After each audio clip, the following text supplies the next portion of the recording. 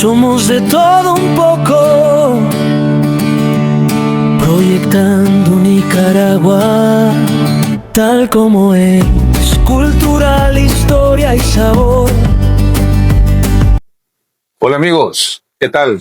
Tengan todos buenos días, buenas tardes y buenas noches. Bienvenidos a este que se llama La Hora del Café.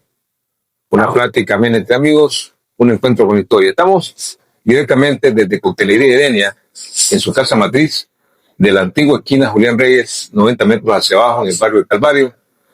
Llegamos también bajo el auspicio de Bonnie Burger, el rico sabor de la hamburguesa. Hoy, como siempre, nos encontramos ante la presencia de un artista nicaragüense, un artista leonés, y vamos a hablar acerca de su trayectoria, de su vida, de su obra como pintor, como artista, y nos referimos a Lucas Rafael Flores, a quien le doy la más cordial bienvenida. Lucas, bienvenido, muy buenos días. Gracias. Y gracias por acompañarnos, por hacernos el honor de estar con nosotros. Y vamos a empezar, Lucas, hablando por el principio. No se puede hablar por el final, ¿verdad? Y quiero que me digas, Lucas, esa pasión, esa inclinación a la pintura tan mágica, tan bonita, ¿desde cuándo comenzó en tu vida? Es una historia que se puede decir de hace bastante tiempo. No es reciente que yo tenga esta pasión por la pintura, sin embargo lo mantengo. Pero esto es desde que yo tenía 5 años, hace 70 años. Y resulta que cuando mi mamá me buscaba, no me encontraba. ¿Y dónde está Payito?, decía. Y me encontraba haciendo dibujos en el suelo. Cuando la lluvia caía, dejaba el suelo un poco plano, se puede decir, y ahí yo me enfrascaba en dibujar. No sé ni qué dibujar. Sí. Casi recuerdo posterior y que cuando estaba en una escuelita esa que le decían privada, ¿verdad? Apenas estaba en lo que llamaríamos primer, segundo nivel. Y la maestra Panchita en el barrio La Ermita de Dolores me pasaba al pizarrón a dibujar. Yo recuerdo que dibujó un indio. Sí, eso sí lo recuerdo. Bien. Apenas tenía 6 años yo cuando dibujé ese indio. Buena memoria. Niñito. Sí, lo recuerdo, sí. Recuerdo esa etapa. Y de allá para acá todo. Yo creo que me apasioné desde el principio, se puede decir, porque justamente cuando yo pasé la primaria, que ya me habían dado unos reconocimientos en la primaria, ya me habían regalado tal vez un par de zapatos, qué sé yo, y era por eso, un reconocimiento por hacer pintura.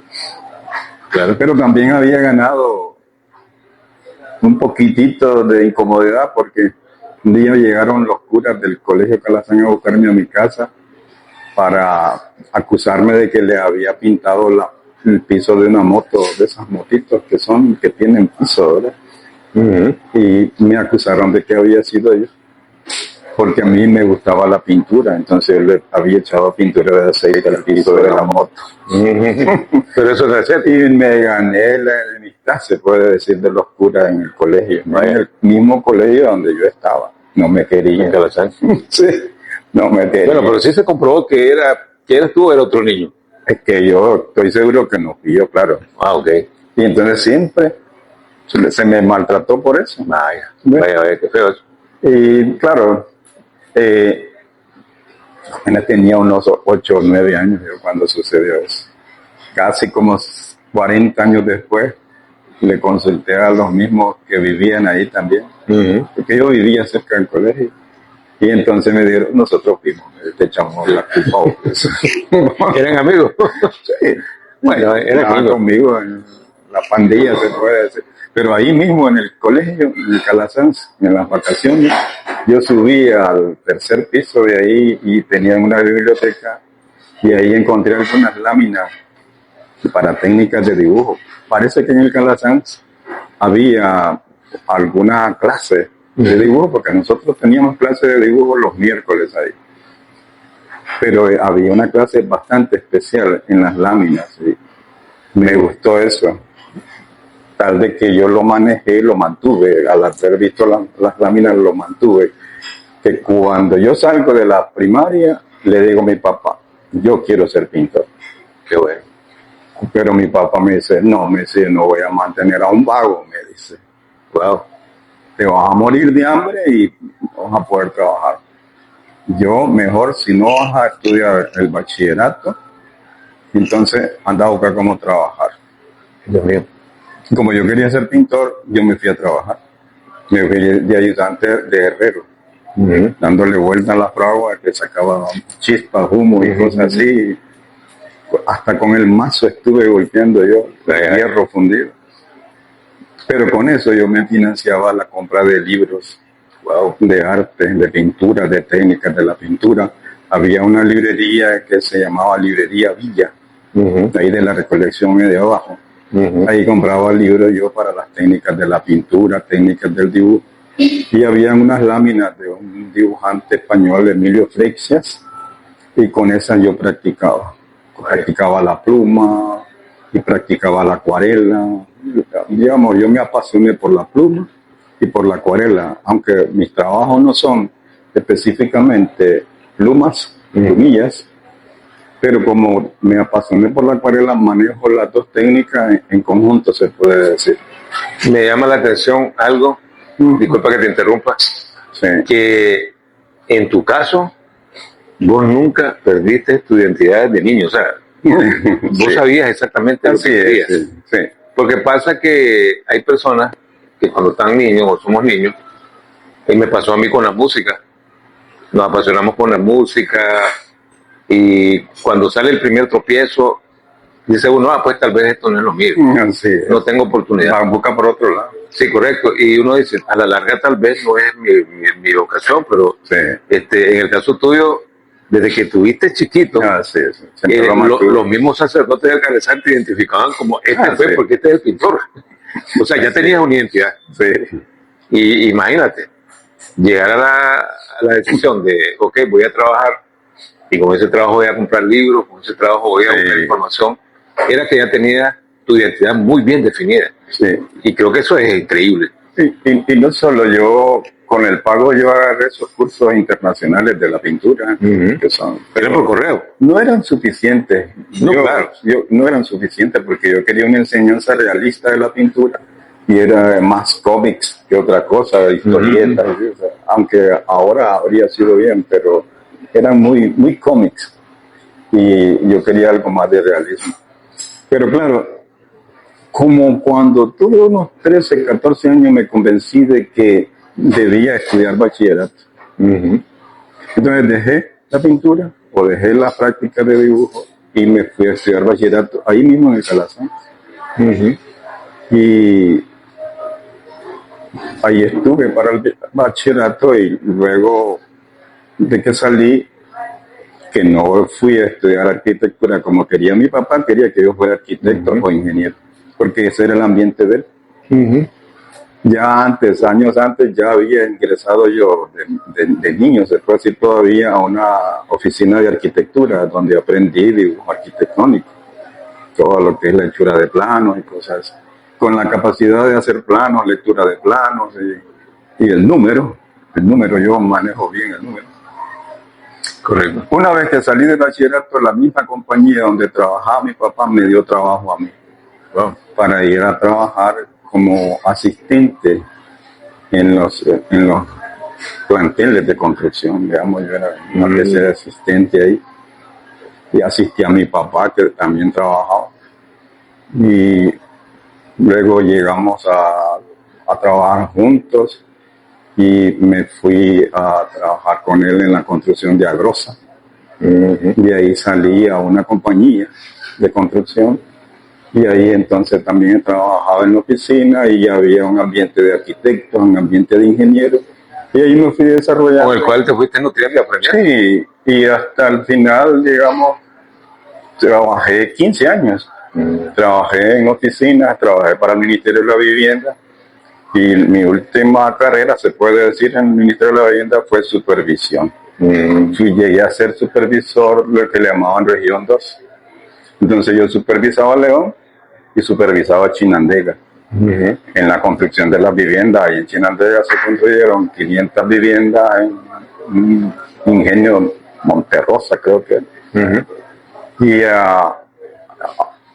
ya en ese momento ya comencé a sentir más otra vez pasión por la pintura. Supongo que en el trabajo del Ministerio de la Vivienda vos participabas creando los diseños de las casas. ¿O? Claro, yo trabajé aquí en lo que es la alcaldía, en la segunda planta que está sobre el cesteo. Tuve mi oficina ahí, en lo que era diseño de la vivienda, que le llamaban de interés social, solamente para el pueblo. Correcto. Ahí trabajé, digamos. Sin embargo, luego pasé a supervisar allá hasta Jalapa, y ahí me retiré. Desde Jalapa ya me retiré. Ahí me había dado un ingeniero Iría, creo que era una oportunidad, me dijo, te voy a mandar a Matagalpa y allá vas a ser ingeniero residente, porque yo tenía la capacidad de arquitectura y de ingeniería. Sí. El talento estaba ahí. Sí, te mando pero yo corté totalmente. Pero esto fue en el 85, fue que yo decidí meterme a esta escuela de Rubén Cuadra, Hidalgo. Yo ya había hecho unas acuarelas que por ese apasionamiento que tenía por la pintura, hice unas acuarelas durante mi trabajo como supervisor para el Ministerio de la Vivienda. Durante ese tiempo, a mí me pagaban un salario pequeño con provisión. Eso era costumbre en ese momento. Entonces mi salario no me ajustaba. Claro. Entonces yo un día tomé mis acuarelas que había hecho de las partes de atrás de la iglesia de León y las fui a ofrecer a doña Mariana Sansón. ¿Estaba viva todavía? Sí. Estaba el doctor Buitrago ahí, yo entré a su casa, me recibieron muy bien. Y entonces inmediatamente llamaron al doctor Jaime Buitrago, vecino de por ahí, llegó y me compró las 5 acuarelas que había llevado. Bueno, me las compró bien, digamos, en aquellos tiempos 500 pesos, me dieron 2,000 pesos. Y yo dije, bueno, hasta aquí llega mi carrera de supervisión y ahora me voy a dedicar a la pintura. Ya sé que se venden. Sí, y esto fue que con la escuela de Rubén Cuadra yo estaba también ahí, y aunque yo no llegué como alumno, sino que llegué como visitante, se puede decir, de estar solamente viéndolo trabajar, pero él daba clase ahí de pintura. Cuando comenzó a dar la clase de pintura, bien organizado eso como escuela, me dice, vení, sentate pues, toma tu caballete, toma tus pinceles para que reciba la clase. Y le dije yo, correcto, espérenme 5 minutos, le dije. Y verdaderamente yo me quedé ahí 5 minutos mientras que todos los alumnos estaban ya trabajando.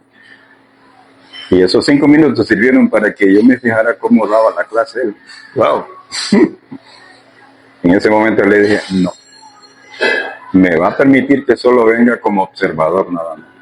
De esa manera yo logré hacer mi propio modo de pintar, correcto, crear, que él enseñaba óleo.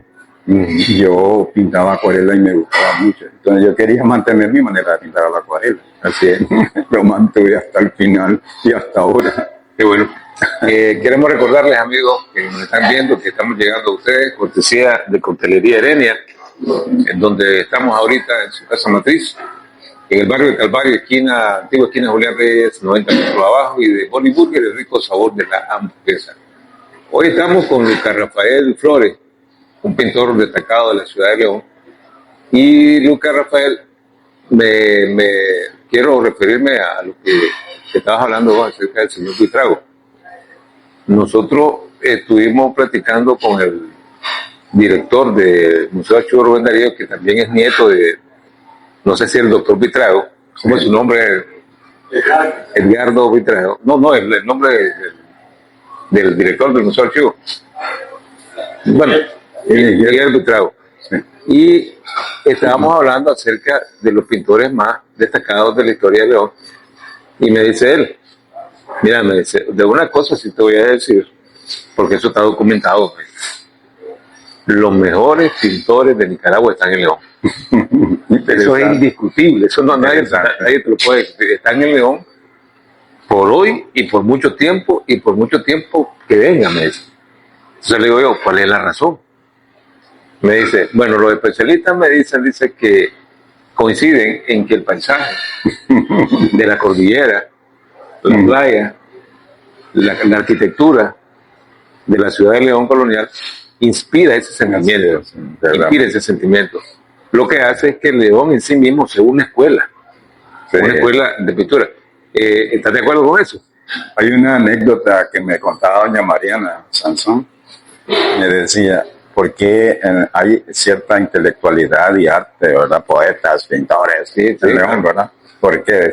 Decía ella, debe ser la influencia de los volcanes, decía León. León es telúrico, decía, y lo telúrico es lo que nos ha llevado a esto, pues una cierta influencia, no sé de qué tipo, ¿verdad? De lo que es la naturaleza. Claro, claro.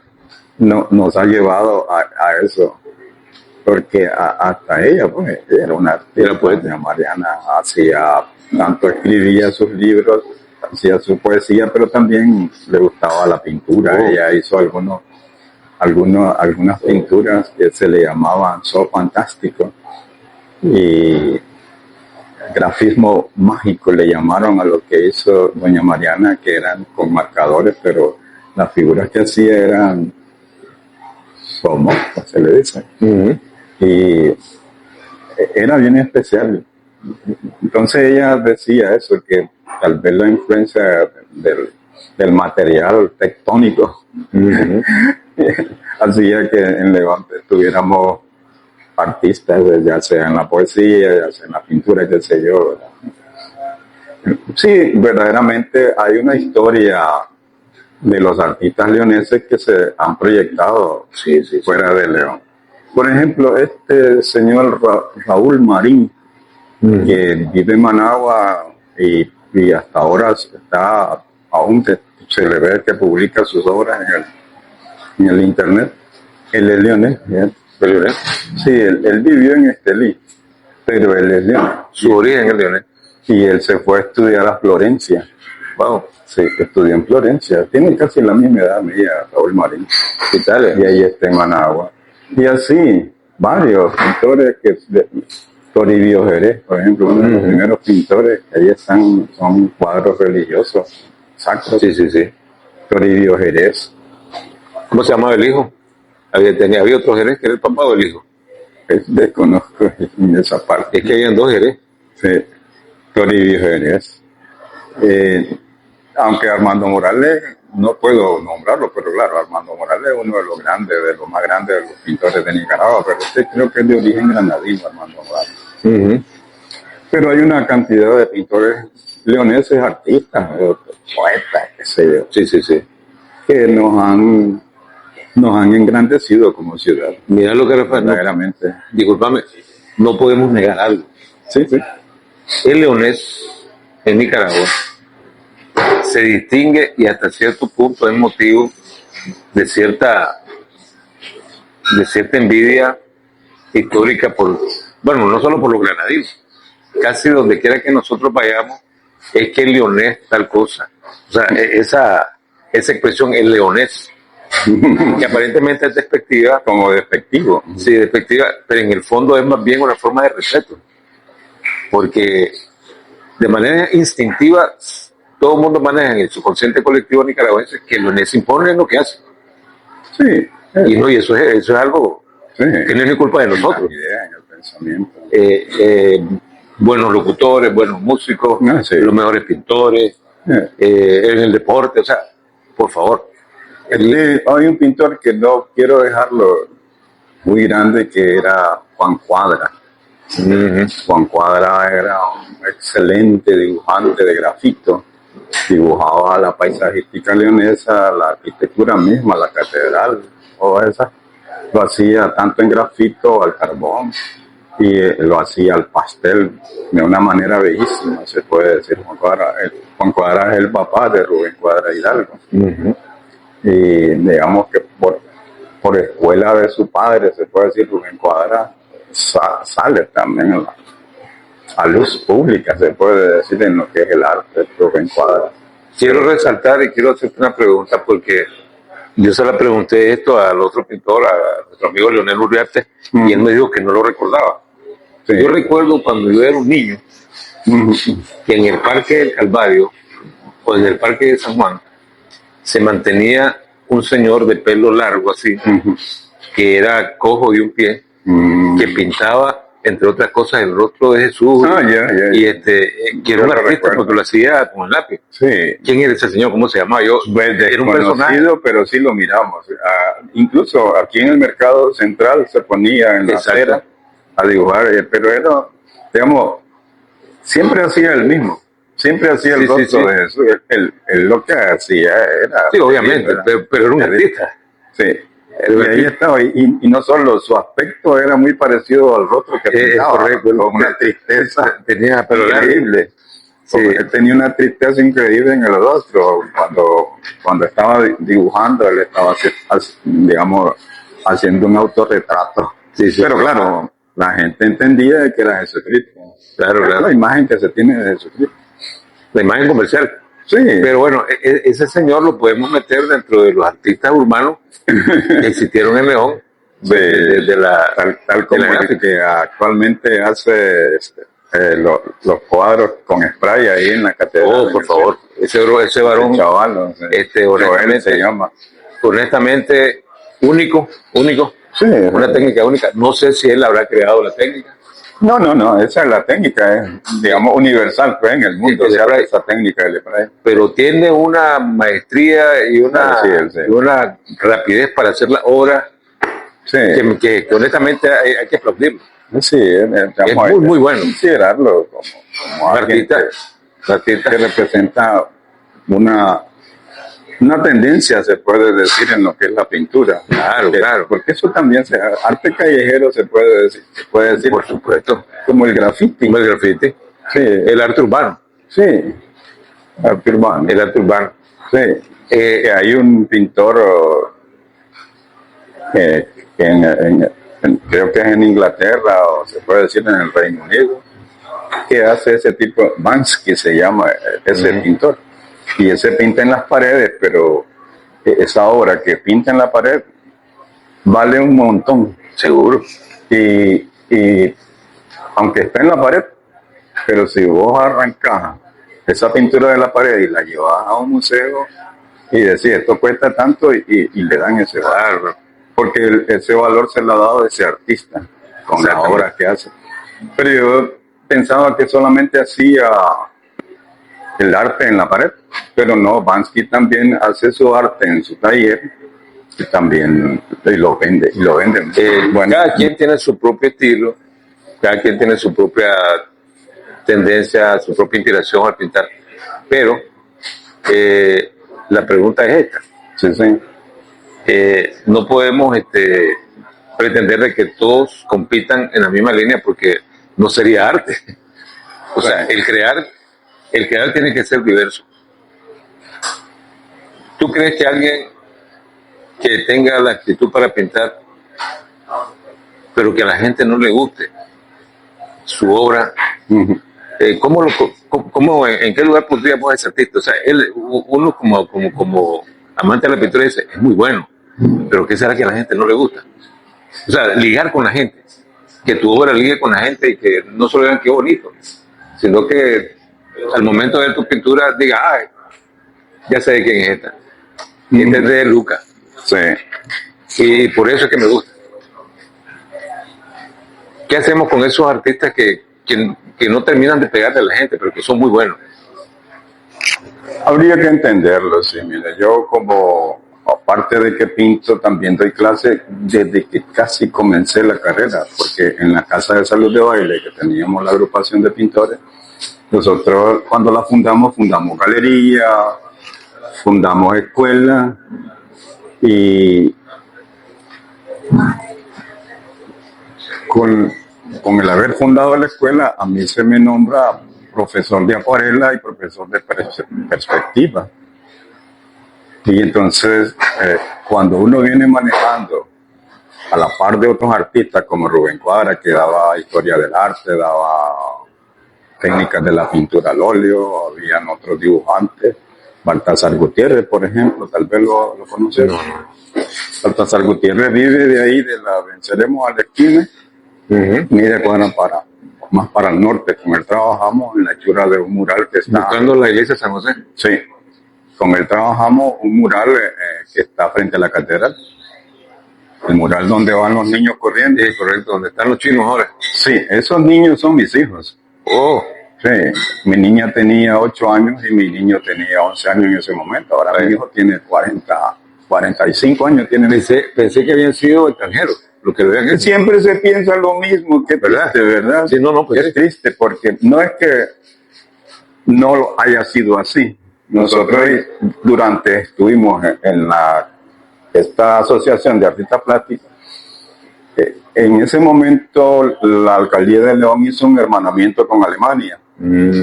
Y entonces a Jacinto Salinas, que era el director de la Casa de Cultura, Sí. yo ya daba clase en la Casa de Cultura. Antes de pasar a la Asociación de Artistas Plásticos en la Casa de Salud de Baile, yo daba clase en la Casa de Cultura, pero antes de dar clase en la Casa de Cultura, daba clase en la comunidad indígena de Sutiaba. Imagínate, yo comencé a dar clases desde como el 85 en la comunidad indígena de Sutiaba.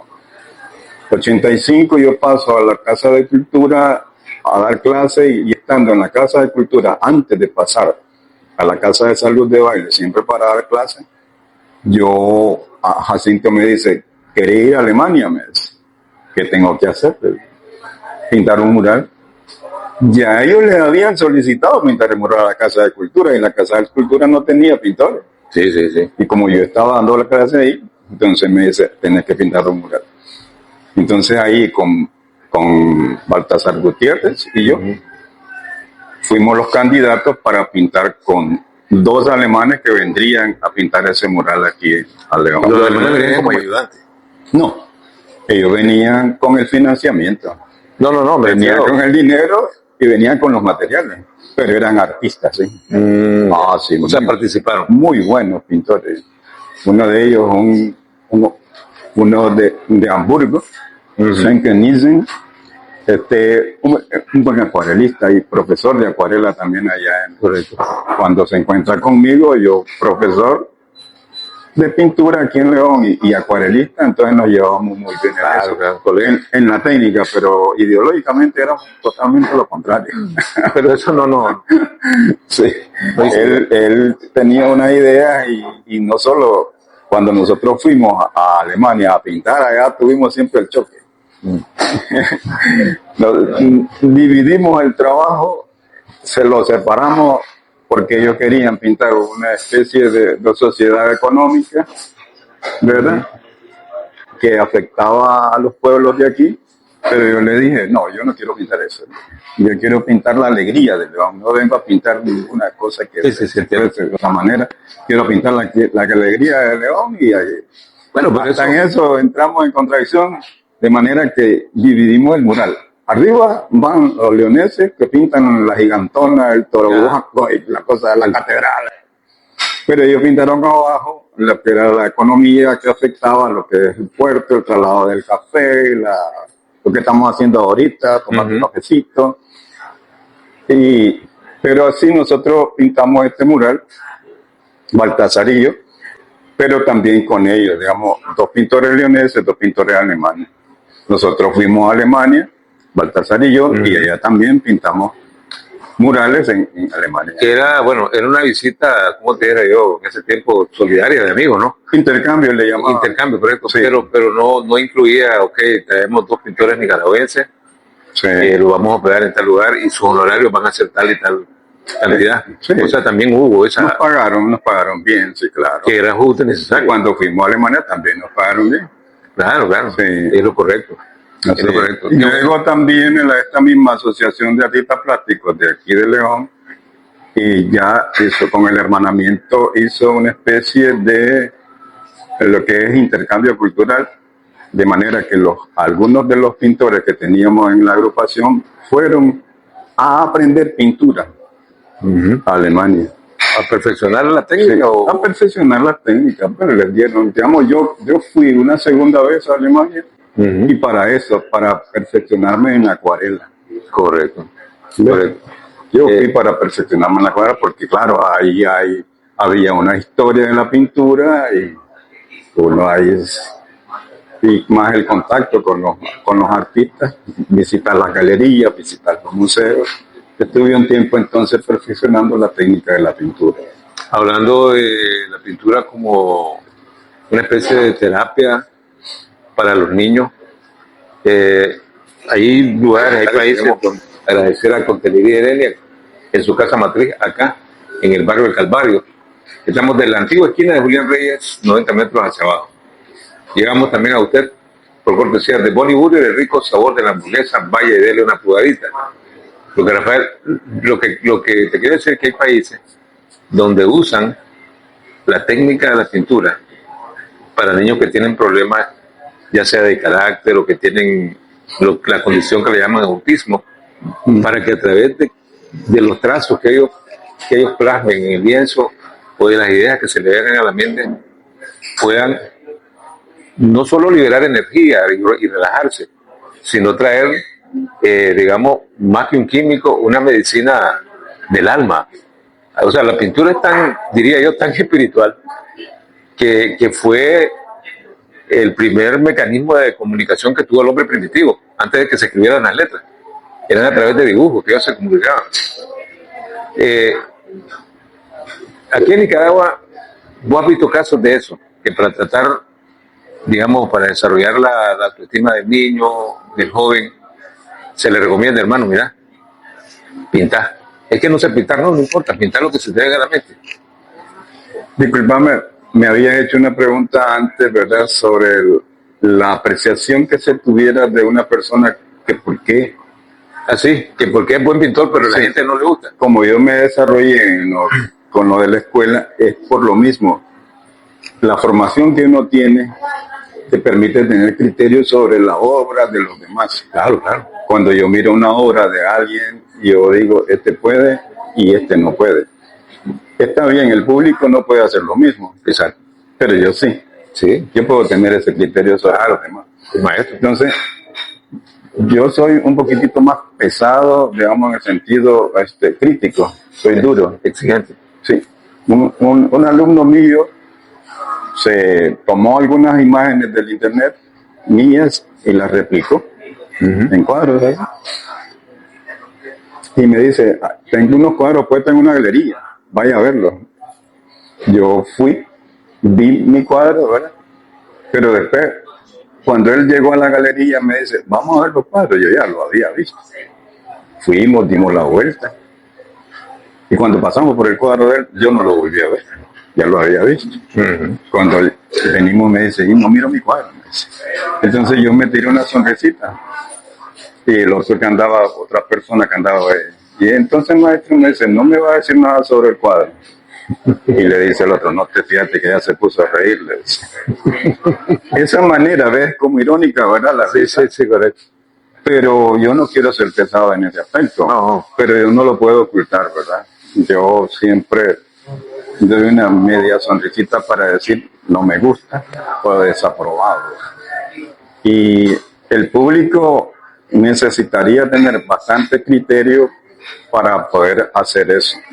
Entonces, cuando alguien está haciendo pintura y dice, hombre, no me aprecian la obra, él debería entender de que debe, al menos, o puede que tenga todavía cierta, no hay lo suficiente. Pero en el caso tuyo, supongo que también lo que no te ha agradado mucho fue, hombre, yo lo que quiero es que vos creas algo tuyo. Es posible. Me estás copiando a mí y no me estás copiando bien. Lo que a mí no me gusta es que me copien, Sí, claro. y no me estás copiando ni bien. Pero no solo, la recomendación es, me dice, maestro, ¿lo puedo copiar? Sí, te lo autorizo, pero copiame bien. Correcto. Si me copia bien, entonces él está alcanzando una capacidad en la pintura. Claro. Pero a la vez él tiene que ser original. Y es un homenaje a tu trabajo. Lo puedo decir franco, a mí me fastidia encontrar una obra colocada en una pared cuando sé que se basó en mi trabajo. Yo digo, ¿por qué no pueden hacer lo mismo? Ir, buscar el paisaje, encontrar el ángulo, encontrar el color, qué sé yo, todo lo que se necesita para hacer una obra. Entonces no pueden ir a hacer lo propio. Claro, claro. No que te copian. Y de eso digamos, la vida de uno en el arte está de eso. Yo he copiado. Yo he copiado a los buenos artistas de aquí de Nicaragua, he copiado a los de fuera también. Y uno siente como pecado copiarlos totalmente. Entonces uno tiene que poner en el pie del cuadro réplica. Claro, replicado del autor o pintor tal. Yo pienso, Lucas Rafael, que es más o menos parecido a lo que pasa con el arte de la fotografía. Ok, yo soy fotógrafo, vos también. Vamos a fotografiar el mismo objeto, pero yo lo voy a poner desde otro ángulo, mi propio estilo, voy a poner mi propia perspectiva visual y vos la tuya. Sí. Y puede ser el mismo muro, la misma, qué sé yo, iglesia o lo que sea, pero yo me tengo que distinguir, él se tiene que distinguir porque y eso tiene que ver con la originalidad. Sí. O sea, no es que vamos a tomar la foto los dos y ¿qué es eso? Pero hay artistas que coinciden. Por ejemplo, aquí en León tenemos a algunos fotógrafos artistas. Sí, hay varios, ¿verdad? Entre ellos tenemos a Jaime Buitrago, pero también a René Rivas Barreto, que tenía un estudio de arte fotográfico. Yo creo que no está ahora en León, pero él dejó, se puede decir, un legado en lo que es la pintura, lo que es la fotografía artística de León en lo que respecta a la arquitectura. Sí, sí. La arquitectura leonesa, digamos, René la rescata. No sé si bajo influencia de ella, porque yo de más joven yo llegaba donde la tía de él y yo le vendí unas primeras acuarelas que pinté de León, que eran así por las iglesias por la parte de atrás. Y la señora cuando me recibió, porque me dice, quítame los cuadros, me dice, yo le llevo los cuadros a la señora. Y entonces yo le entro a ver, ¿y qué es esto? Me dice la señora, molesta. Vaya, ¿y por qué? ¿Y para qué? Tendría que decir la palabra, pero no la puedo decir. No, claro. O sea, la molestia es que lo consideró irreverente. No, es que la mayoría de las iglesias que yo pintaba antes eran solo por detrás. Sí, por eso te digo, lo consideró irreverente que no pintaran la parte que ellos consideran pues sí, a mí me gustaba porque a uno lo cautiva, ¿verdad? Cierta arquitectura en la parte de atrás. Cierto ángulo, sí. Y entonces ella me reclamó eso. Vaya.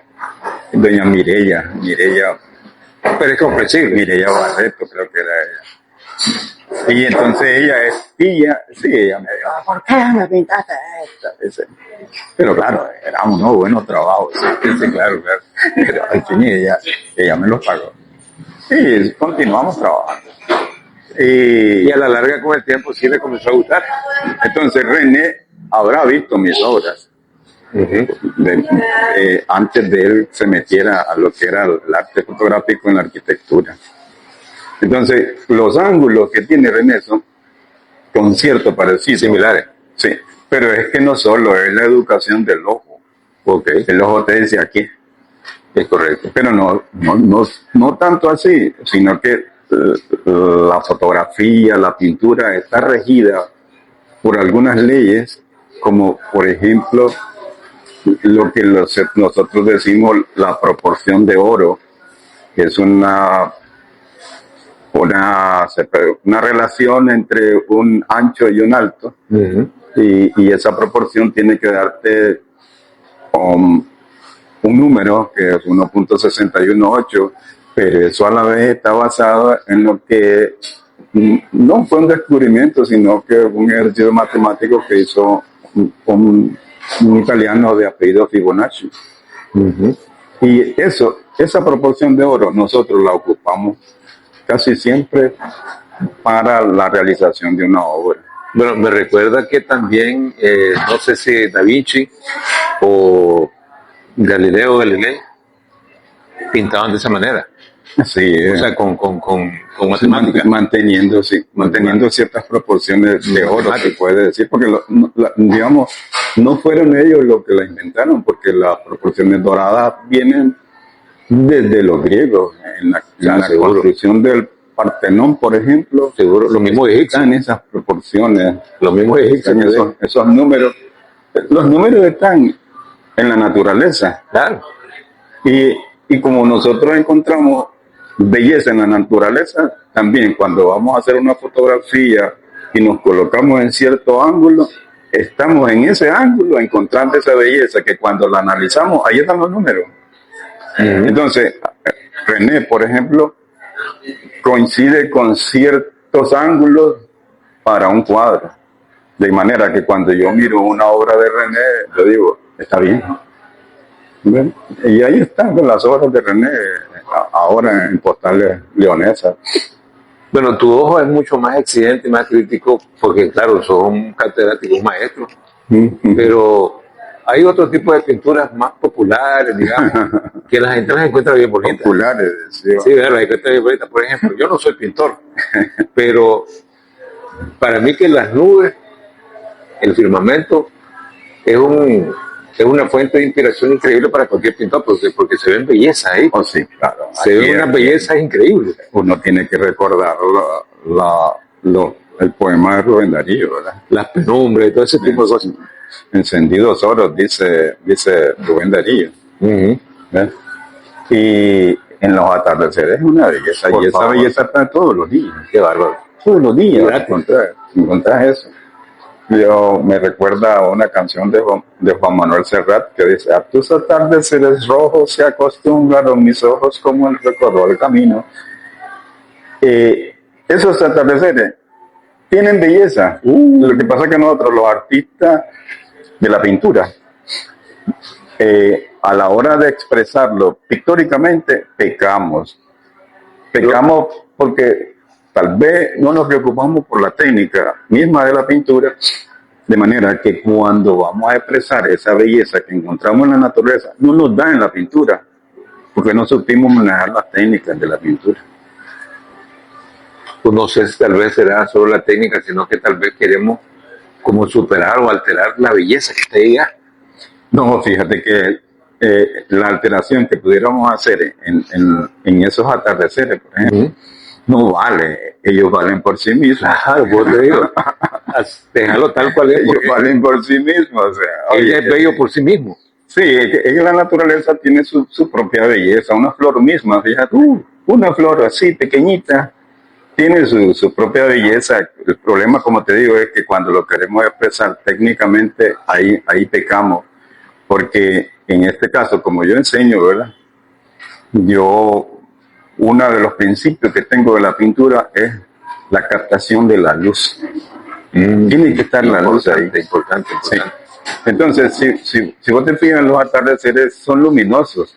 Sí, los atardeceres son luminosos. Pero cuando lo queremos expresar técnicamente, perdemos la luz según la técnica que utilicemos para la pintura. Y entonces, por eso es que yo me aficioné por la acuarela, porque la acuarela es una de las técnicas que logra la luz. Que Permite el logro de la luz. Porque si se habla técnicamente, sucede que la luz atraviesa el color y pega en el papel que es blanco. Correcto. Luego que pega en el papel regresa y se pasa llevando el color. Pero no solo, lleva su propia luminosidad, regresa con su luminosidad y con el color. Es casi la realidad. Es casi la realidad. Pero cuando vos utilizas una técnica en la que el color se opaca o es muy apagado, entonces cuando la luz quiere penetrar ese color para regresar del blanco, no regresa. El reflejo. No regresa porque se queda ahí por la opacidad que tiene la misma pintura, como que queda atrapada, no sale. De matar la vida. Sí, eso es difícil, incluso hacérselo saber o hacérselo sentir al alumno mismo, fíjate. Es difícil, pero yo creo que la pintura es luz. Claro, si no es luz, no correcto. funciona. ¿No? Porque 100% la luz es parte de la belleza de la naturaleza. Sí, claro. Entonces vos ves hasta los retratos, los contrastes de los retratos. La mente, el corazón y la visión del ser humano necesita esa luz. Ya para terminar, estamos terminando, Lucas Rafael. Sí. no quiero que cerremos sin que nos refiramos a algo que a mi juicio a la larga, desde mi desconocimiento del arte, son una obra maravillosa creada por un pintor nicaragüense, como es la Vía Sacra de la Catedral. Oye, acá. O sea, yo la veo y digo, oye, qué impresionante. Si esto lo hizo un nicaragüense que supuestamente no sabía escribir, dicen que Sarria no sabía escribir. Sí. Qué bárbaro. Antonio es ese. Sí, Sarria, creo que Antonio era. Sarria, sí. Creo que es de origen masaya. Sí, pero era nicaragüense, pero Sí. qué exactitud, ¿verdad? Qué Sí. exactitud y qué expresión tiene esa pintura Mira, a mí me tocó hacer réplicas de la vida. por solicitud. En principio de este joven Sacasa, no Sacasa, no se llama el negro, le dicen, le dicen, No es Leonel Sacasa, ¿no? Miguel, pero ¿cómo se llama? Me olvidé el nombre. Él es hermano de la Minta Granera. Él es Granera. Ya. Jorge Granera. Jorge Granera él es como agrónomo, ingeniero agrónomo, pero tiene una caballeriza por aquí, saliendo para Managua. Y tenemos hermosa finca, pero tiene unos caballones ahí. Y construyó ahí una capilla. Y la capilla entonces la pobló con la Vía Sacra. Hizo unos nichos así, En miniatura. sí, de este tamaño, con circular aquí para abajo, y le puso una luz a cada nicho. Es muy bonito. Sí, qué bonito, ¿eh? Sí, es una capilla dedicada a San Miguel Arcángel. Como él se llama Miguel, correcto, se llama Jorge Miguel Granera. Y entonces me encargó que le hiciera la Vía Sacra. Yo hice las 14. Yo hice todo lo que pude. Tomaste la foto y hiciste. Sí, yo hice todo lo que pude. Oye, mira que yo hice con toda la técnica que manejaba del dibujo, de la pintura. Yo creo que me quedaron bien. Pero tenés fotos de eso.